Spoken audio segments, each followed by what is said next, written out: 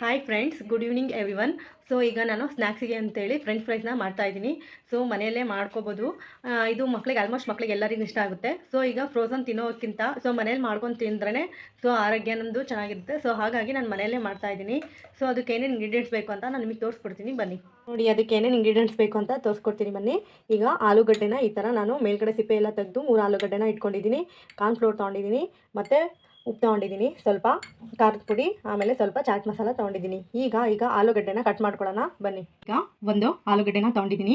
ಈಗ ಯಾವ ಥರ ಕಟ್ ಮಾಡಬೇಕು ಅಂತ ತೋರಿಸ್ತೀನಿ, ಬನ್ನಿ. ಸೊ ಈ ಥರ ಉದ್ದುದ್ದಕ್ಕೆ ಕಟ್ ಮಾಡ್ಕೋಬೇಕು. ತೆಳ್ಳಗೆ ಕಟ್ ಮಾಡ್ಕೋಬೇಕು, ಈ ಥರ ಉದ್ದದ. ನೋಡಿ, ಈ ಥರ ತೆಳ್ಳಗೆ ಕಟ್ ಮಾಡ್ಕೋಬೇಕು. ಈಗ ಯಾವ ಥರನ ಮತ್ತೆ ಕಟ್ ಮಾಡ್ಕೋಬೇಕು, ನೋಡಿ ಈ ಥರ ಮಧ್ಯೆ ಕಟ್ ಮಾಡ್ಕೋಬೇಕು. ಚಿಕ್ಕ ಚಿಕ್ಕ ಪೀಸ್ ಮಾಡ್ಕೋಬೇಕು, ಈ ಥರ ಉದ್ದುದ್ದಕ್ಕೆ. ಇದು ಅಷ್ಟೇ.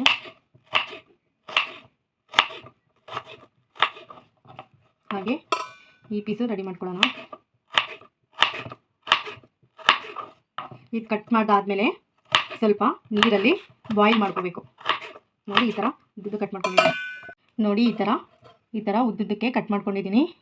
ಸೊ ನೋಡಿ, ಈ ಥರ ಉದ್ದುದ್ದು ಕಟ್ ಮಾಡ್ಕೊಂಡಿದ್ದೀನಿ. ಈಗ ನೀರಲ್ಲಿ ಸ್ವಲ್ಪ ಬಾಯ್ಲ್ ಮಾಡ್ಕೋಬೇಕಿದ್ದು, ಬನ್ನಿ. ಸ್ವಲ್ಪ ಪಾತ್ರೆಯಲ್ಲಿ ನೀರಿಟ್ಟಿದ್ದೀನಿ. ಈಗ ಏನು ಆಲೂಗಡ್ಡೆನ ಹೆಚ್ಚಿಟ್ಕೊಂಡಿದ್ವಲ್ಲ ಉದ್ದುದ್ದಕ್ಕೆ, ಈಗ ಇದರಲ್ಲಿ ಡಂಪ್ ಮಾಡೋಣ, ಬನ್ನಿ. ನೋಡಿ, ಈಗ ಆಲೂಗಡ್ಡೆನ ಹಾಕೊತಾ ಇದ್ದೀನಿ.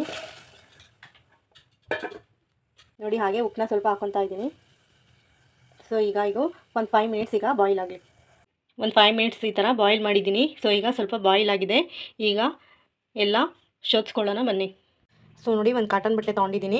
ಈಗ ಅದಕ್ಕೆ ಹಾಕೊತಾ ಇದ್ದೀನಿ. ಈಗ ಒರೆಸ್ಕೊಳ್ಳೋಣ. ಅದು ಸ್ವಲ್ಪ ನೀರಿಲ್ಲದೆ, ಸ್ವಲ್ಪ ಒಂದು ಹನಿನೂ ನೀರು ಇರಬಾರ್ದು. ಸೊ ಆ ಥರನ ಶೋಧಿಸ್ಕೋಬೇಕು, ಬನ್ನಿ ಶೋಧಿಸ್ಕೊಳ್ಳೋಣ. ನೋಡಿ, ಎಲ್ಲ ಈ ಥರ ಒರೆಸ್ಕೋಬೇಕು, ಸ್ವಲ್ಪನೂ ನೀರು ಇರಬಾರ್ದು. ಸೊ ಈಗ ಯಾವ ಥರ ಫ್ರೈ ಮಾಡ್ಕೋಬೋದು ಅಂತ ತೋರಿಸ್ಕೊಡ್ತೀನಿ, ಬನ್ನಿ. ನೋಡಿ, ಇವಾಗ ಇದಕ್ಕೆ ಕಾರ್ನ್ಫ್ಲವರ್ 1 ಟೇಬಲ್ ಸ್ಪೂನ್ ಕಾರ್ನ್ಫ್ಲವರ್ನ ಹಾಕ್ಕೊತಾ ಇದ್ದೀನಿ. ಸಾಕು. ಈಗ ಮಿಕ್ಸ್ ಮಾಡ್ಕೊಂಬಿಡೋಣ ಅಷ್ಟು.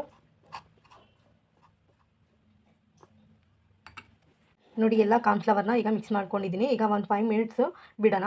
ಸೊ ಅದಾದಮೇಲೆ ಎಣ್ಣೆಯಲ್ಲಿ ಕರಿಬೇಕು. ನೋಡಿ, ಈಗ ಕಾರ್ನ್ಫ್ಲವರ್ನ ಮ್ಯಾರಿನೇಟ್ ಆಗೋಕೆ ಇಟ್ಟಿದ್ದೀನಿ. ಈಗ 5 ಮಿನಿಟ್ಸಲ್ಲಿ ನೋಡಿ, ಈಗ ಕಾರ್ನ್ಫ್ಲವರ್ ಹಾಕಿ ಒಂದು 5 ಮಿನಿಟ್ಸ್ ಮ್ಯಾರಿನೇಟ್ ಆಗೋಕೆ ಇಡಬೇಕು. ಸೊ ಆಮೇಲೆ ಎಣ್ಣೆಯಲ್ಲಿ ಡೀಪ್ ಫ್ರೈ ಮಾಡ್ಕೊಂಬಿಡೋಣ, ಬನ್ನಿ. ನೋಡಿ, ಈಗ ಎಣ್ಣೆ ಕಾದಿದೆ. ಈಗ ಇದಕ್ಕೆ 5 ಮಿನಿಟ್ಸ್ ಮ್ಯಾರಿನೇಟ್ ಆದಮೇಲೆ ಈಗ ಆಲೂಗಡ್ಡೆನ ಹಾಕ್ಕೊತಾ ಇದ್ದೀನಿ. ನೋಡಿ, ಚೆನ್ನಾಗಿ ಎಣ್ಣೆಯಲ್ಲಿ ಡೀಪ್ ಫ್ರೈ ಆಗಬೇಕು.